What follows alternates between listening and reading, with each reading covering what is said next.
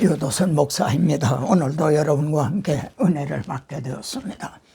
오늘은 하나님의 구원계획 183번째 시간으로 시편을 세 번째 시간입니다.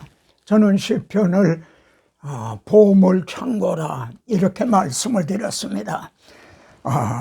그런데 시편에서도 감추었던 비밀을 드러내려고 내는 시편, 이런 말씀이 있습니다. 그러니까 시편도 구속사라고 하는 관점에서 이제 보아야 된다. 먼저 여러분의 눈이 얼마나 밝아졌는가 한번 시편 117편을 말씀드리겠습니다. 117편은 본문이 딱 2절입니다. 그래서 성경 중에 가장 짧은 장입니다. 그리고 성경 전체에 가장 가운데 또 장이기도 합니다. 자, 그러면은 117편에서 어떻게 그리스도를 만날 수가 있나요? 여기 모든 나라들아, 모든 백성들아, 여호와를 찬양하며 찬송할지어다, 이렇게 말씀합니다. 그러면 여러분, 모든 나라, 모든 백성이 누굽니까? 유대인들만이 아니라 이방인들을 가리켜 말합니다. 그들이 어떻게 해서 여호와를 찬양하며 찬송하게 되었나요? 여기 보면 인자하심이, 여호와의 인자하심이 크시고 이렇게 말씀합니다. 이 인자하심은 헤세드라는 말을 번역한 거거든요. 하나님의 사랑, 하나님의 은혜, 즉 아브라함과 다윗에게 내 씨로 말미암아 천하 만민이 복을 받으리라. 그래서 그 하나님의 인자하심으로 말미암아 모든 나라, 모든 백성들이 하나님의 백성이 돼 찬양할 수가 있게 되었다는 겁니다. 그리고 여기 보면 여호와의 진실하심이 영원함이로다 그럽니다. 하나님은 아브라함에게 약속만 하신 게 아니라 그 약속을 진실하게 이제 이루어 주신 겁니다. 우리 주님이 유대인과 이방인의 막힌 담을 헐어주심으로, 그래서 모든 나라, 모든 백성들이 찬양을 하게 된 거죠. 여기 보면은 주의 인자하심이 하늘보다 높으며 주의 진실은 궁창에 이르나이다, 이렇게 말합니다. 여러분, 아까 117편이 성경 중에 가장 짧은 장이다, 그렇게 말씀드렸습니다. 그런데 모든 나라, 모든 백성이 들어있어요. 얼마나 큽니까? 또 하늘보다 높으신 하나님의 인자하심과 하나님의 진실하심이 들어있어요. 그러면은 117편이 얼마나 광대한 그런 장인가 하는 걸 알 수가 있는 거죠. 눈이 밝아지셨습니까? 이 117편을 이방인의 사도인 바울이 몰랐겠습니까? 모든 열방들아 주를 찬양하며 모든 백성들아 그를 찬송하라 하였다, 그렇게 말씀하셨다. 바울은 117편을 인용을 해서요, 이방인들도 구원을 얻게 되고 이거를 증언하고 있는 겁니다. 또한 이방인들이 구원 얻게 된 건 이사야서에 말이죠. 내가 또 너를 이방인의 빛으로 삼아 나의 구원을 베풀어서 땅끝까지 이르게 하리라. 그래, 해 뜨는 데부터 해 지는 데까지 이걸 하나님은 진실하심으로 성취해 주신 거죠. 자, 그러면 오늘 본문인 시편 178편을 보겠습니다.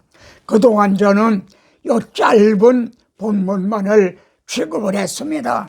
근데 78편은요 72절까지나 있는 아주 큰 시입니다. 예로부터 감추어졌던 것을 드러내려 하니 이렇게 말씀합니다. 그러니까 시편 기자도 하나님의 구속사를 드러내려 한다. 자, 이렇게 크게 세 단원으로 나누어집니다. 1절부터 8절은 성도들에게 구속사를 가르쳐야 되는 이유, 그리고 두 번째는요, 구속의 역사를 출애굽부터 다윗을 택하심까지 이렇게 진술합니다. 그리고 세 번째는요, 하나님 속에 감추어졌던 비밀이 무엇인가, 그거를 드러냅니다. 오늘 중심점은 여기에 있는 거죠. 자, 78편 첫째 부분에서는요, 성도들에게 구속사를 가르쳐야 되는 이유, 한번 같이 읽어보세요. 내 백성이요, 내 율법을 들으며 내 입의 말에 귀를 기울여라, 그럽니다. 내가 입을 열어 비유로 말하며 예로부터 감추어졌던 것을 드러내려 하니, 다시 한번요, 예로부터 하나님 속에 감추어졌던 그걸 내가 드러내려 한다. 이는 우리가 들은 바요, 들어서 아는 바요, 우리 조상들이 우리에게 전한 바라. 자, 드러내려는 감추었던 것이 무엇일까요? 그런데 말입니다, 놀랍게도 이 말씀이 바울의 진술과 서로 상통하고 있다는 겁니다. 자, 바울은 자신의 사명을 뭐라고 말합니까? 영원부터 만물을 창조하신 하나님 속에 감추어졌던 비밀의 경륜이 어떠한 것을 드러내려 함이라. 여러분, 비밀의 경륜이라는 경륜은요, 일을 이렇게 계획을 하고 그리고 조직적으로 이루어 나가는 거, 이걸 경륜이라고 말합니다. 하나님의 구원 계획은요, 하나님의 계획하시고 그걸 조직적으로 이루어 오신 거예요. 그걸 드러내려 합니다. 그런데 놀랍게도 시편 기자도 이걸 드러내려 합니다. 이렇게 말씀하고 있다는 겁니다. 그런데 말입니다, 바울은요, 내게 주신 하나님의 은혜의 경륜이 있다, 이렇게 말씀합니다. 비밀의 경륜은 하나님의 구원 계획입니다. 그러면은 은혜의 경륜은 뭘까요? 여러분에게도요, 성도를 택하실 때는 그에게 향하신 은혜의 경륜이 있다는 겁니다. 어디다가 사용하시려고 그 계획이 뭔가, 은혜의 경륜이 있다는 겁니다. 형제에게도요. 자, 믿음의 근거와 뿌리는 말씀에 있습니다. 그러니까 말씀이 설교가 그 깊어야 성도들의 믿음의 뿌리도 깊어지는 거죠. 그래서 구속사를 전하는 겁니다. 뿌리가 박히고 터가 굳어지게 됩니다. 오늘날 설교의 깊이가 얕아요. 그래서 성도들의 믿음의 뿌리, 터가 견고하지 못한 게 아닌가. 말씀을 통해 그리스도의 사랑을 알게 됩니다. 하나님께서 나를 구원하시기 위해서 이렇게 읽어오셨구나. 그래서 하나님의 그 사랑의 말이죠, 넓이, 길이, 높이, 깊이가 어떠함을 깨달아서 하나님의 모든 충만하신 것으로 충만하게 되기를 원하노라. 성도들이 이렇게만 된다면 무엇을 더 바라겠습니까? 그래서 성경을 구속사적으로 이제 설교를 해야 된다. 자, 성경은요, 크게 두 가지 내용으로 되어 있어요. 하나는요, 여호와의 영예와 그의 능력과 그가 행하신 기이한 행적을 후대에 전하리로다. 첫째는 하나님께서 예수 그리스도를 통해서 행해 주신 일, 이것입니다. 두 번째는 이 은혜를 받은 성도들이, 그러므로 형제들아, 우리는 어떤 삶을 살아야 되는가, 우리들이 행해야 될 윤리인 거죠. 여호와께서 증거를 야곱에게 세우시며 언약을 아브람, 이삭, 야곱에게 세워주셨다는 거죠. 그들의 자손에게 이걸 알려라, 전해줘라, 이 하나님의 구원 계획을 전해줘라 그랬다는 겁니다. 여러분, 성도들의 은혜 받기를 원하십니까? 은혜가 뭔가요? 무고치한 자들에게 주시는, 이제 거저 주시는 이게 은혜인 겁니다. 그런데 오늘날의 대부분의 설교는요, 교훈인 거예요.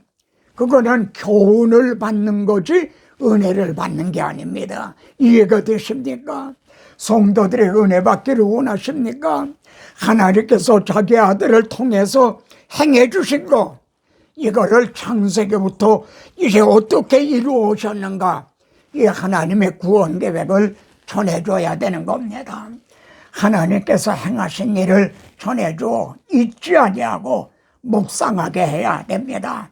자, 한번 같이 보세요. 이는 그들로 후대 곧 태어날 자손들에게 이를 알게 하고, 우리만 아는 게 아니라 자손들에게 알게 하고, 또 그들은 일어나 그들의 자손에게 또 전하고, 주님 오시는 날까지 말해요.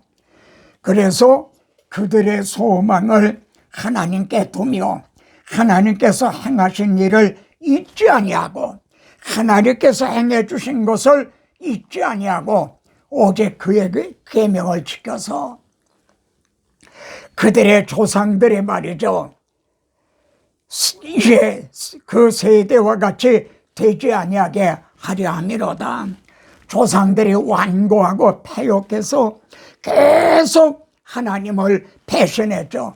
그렇게 되지 않게 하려 함이라. 자, 그래서 성경을 구속사로 전해야 된다, 그거죠. 둘째 부분에서요, 하나님의 이루어오신 구속의 역사를 출애굽으로부터 다윗을 택하심까지 진술합니다. 옛적에 하나님의 애굽 땅 소알들에서 그들을 출애굽을 시켜주셨어요.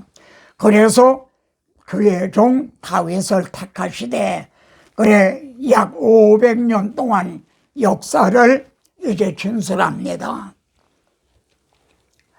우리는 말이죠, 출애굽부터 다윗까지가 아니라 창세기부터 계시록까지 알파와 오메가요, 처음과 나중이요, 이제 시작과 끝이라 하신 이거를 다 전해줘야 되는 거죠. 그러면은 하나님께서 이루어오신 구속사는요, 인간이 저지른 죄악의 역사였습니다. 여러분도 그걸 인정하십니까? 하나님의 구속사는요, 인간의 죄악의 역사였어요. 보십시오. 그들은 계속해서 하나님께 범죄하여, 이러함에도 그들은 여전히 범죄하여 하나님이 이렇게 행해 주시고 만나를 내려주시고 반석을 쳐서 생수를 먹여주시고, 이러함에도 그들은 여전히 범죄하여 그들의 광야에서 하나님에게 반항하며 사막에서 그를 슬프시게 함이 몇 번인고, 그러나 그들의 입으로 그에게 아첨하며 자기 혀로 그에게 거짓을 말하였으니, 오늘날도 입으로 하나님을 찬양합니다, 하나님 영광 받으세요, 그러지 않나요? 그런데요, 그의 언약에 성실하지 아니하였습니다. 이게 결정적인 결함입니다. 하나님의 언약에, 메시아 언약에 성실하지 않았다. 오늘날도 하나님의 말씀, 이 언약에 여기에 굳게 서 있지 못하다. 이게 결정적인 결함인 겁니다. 셋째 부분에서요, 예로부터 감추어졌던 것을 드러냅니다. 그게 뭘까요? 자세히 보세요. 사람 가운데 세우신 장막, 그 실로의 성막을 떠나셨다, 이렇게 말씀합니다. 이게 무슨 뜻인가요? 실로에 세웠던 성막을 하나님이 떠나셨다. 여러분, 블레셋하고 싸움이 있었죠. 그러다가 이스라엘이 패했어요. 그러니까 그들이요, 여호와의 언약궤를 실로에서 가져다가 그곳으로 분하게 하자. 그래서 말입니다. 실로에 있던 언약궤를 이제 갖다가 앞세우고 하다가 언약궤를 빼앗긴 거예요. 이해하시죠? 그러면은 인간 중심으로 보면은 언약궤를 빼앗긴 겁니다. 그러면은 하나님 중심으로 보면요, 실로의 성막을 떠나셨다.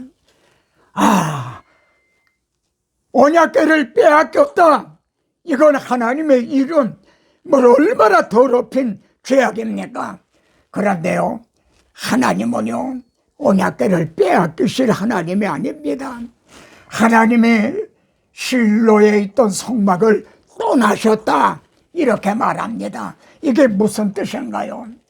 요셉의 장막을 버리시며 에브라임 지파를 택하지 아니하시고 가나안에 입성을 하자 말이죠. 에브라임 지파에 분배된 실로에다가 성막을 세웠거든요. 왜냐하면 여호수아가 에브라임 지파 족장이거든요. 그 실로에 성막을 세웠어요. 그리고 이 에브라임은 요셉의 아들이거든요. 그래서 요셉의 장막을 하나님 버리셨다는 거예요. 놀라운 일이죠. 그리고 나는 에브라임 지파를 택하지 않았다. 그러면 하나님이 어느 지파를 택하셨습니까? 말씀해 보세요. 빼앗겼던 법궤를 그들이 감당을 못해서 돌려보냈죠. 그런데 암소가 말입니다. 벳세메서 길로 바로 행하여 가며 갈 때에 자기 송아지들을 띄워놓고 왔기 때문에 막 울면서, 그러나 좌우로 치우치지 아니하고 벳세메서 길로 직행을 했어요. 보세요. 실로에 있던 법궤가 벳세메서로 왔어요. 왜 실로로 돌아가질 않았나요? 여기에 어떤 의미가 있기에 예로부터 감추어졌던 것이라 할까요? 시편 기자는 이것이 옛날부터 감추어졌던 하나님의 비밀이다. 여러분, 에브라임 지파에 분배됐던 여기가 에브라임 지파 실로입니다. 그 법궤가 여기가 유다 지파 벳세메서입니다. 이리로 온 거예요. 자, 하나님 이렇게 말씀합니다. 오직 유다 지파와 시온산을 택하시며 에브라임 지파를 택하지 않았다. 나는 유다 지파를 택했다. 그리고 나는 시온산을 택했다. 그리고 나는 내 종 다윗을 택했다. 이렇게 말씀합니다. 유다 지파, 시온산, 다윗, 이 파일을 한번 맞춰보세요. 퍼즐을 한번 맞춰보세요. 내가, 하나님께서 다윗에게 말이죠. 내가 네 씨를 네 뒤에 두어 여자의 우선 그리스도를 네 다윗의 자손으로 보내시겠다. 어디에? 내가 나의 왕을 시온에 세웠다 하시로다. 그래서 유다 지파와 시온산 다윗을 택하셨다. 이렇게 말씀합니다. 이것이 유다 지파와 다윗과 시온산을 택하셨다. 여기에 시편 기자가 드러내려는 하나님의 감추었던 비밀이 있는 것입니다. 시편 기자가 증언하려 하는 예로부터 감추어졌던 것이 무엇인지 깨닫게 되셨겠죠. 다시 제가 요점을 말씀드릴게요. 골로새서 1장 26절을 꼭 찾아보세요. 그리스도는 하나님의 비밀이다. 그렇게 말씀하고 있습니다. 그리스도는 감추어졌던 하나님의 비밀병기였던 겁니다. 마귀의 머리를 상하게 하는 감추어졌던 비밀병기, 이해가 되십니까? 그래 바울은 그것을 읽으면 내가 그리스도의 비밀을 깨달은 것을 알 수 있으리라. 바울은 이 비밀을 깨달았던 거예요.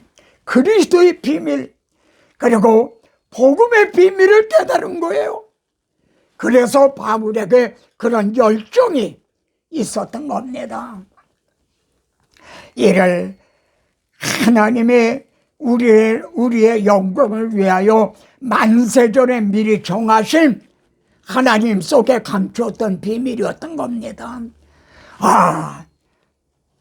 바울만이 아니라 시편 기자도 이걸 드러내고 있는 거예요. 참으로 놀라운 일입니다. 그런데요, 여기 잘 보십시오. 법궤를 빼앗긴 것은 죄악이었죠. 하나님의 이름을 더럽힌 죄악이었죠. 그러나 하나님은 어떻게 하셨습니까? 이 죄악을 악을 손으로 바꾸셔서요, 그리스도를 계시하셨어요. 하나님 속에 감추었던 비밀을 계시하셨다 이 말입니다. 이해가 되십니까?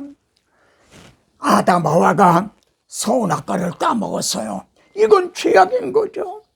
그런데 하나님은 이 악을 손으로 바꾸셔서요, 여자의 후손은 네 머리를 상하게 할 것이야 하신 온 복음을 계시하셨습니다. 이해하십니까?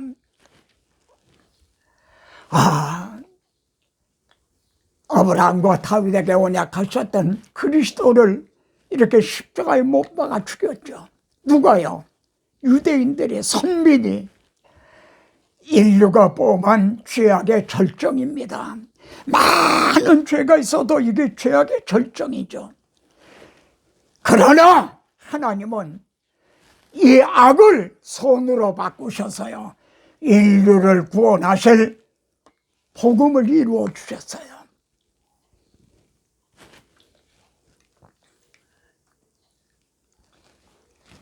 사탄은요, 예수 그리스도를 십자가에 못 박으면은 자기가 승리하는 줄 알았어요.